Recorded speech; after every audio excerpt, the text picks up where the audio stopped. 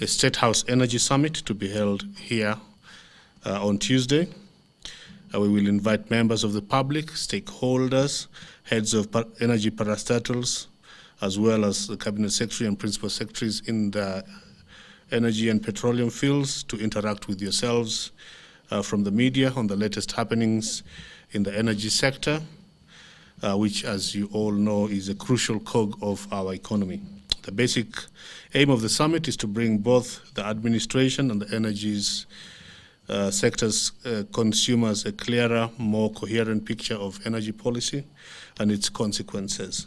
We believe it is essential to understand that progress has been made in lowering the cost of energy for Kenyans, and how that could be brought lower still is a concern for us.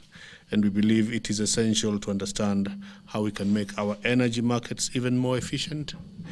And we hope to consider how to diminish the environmental impact of the administration's energy policies.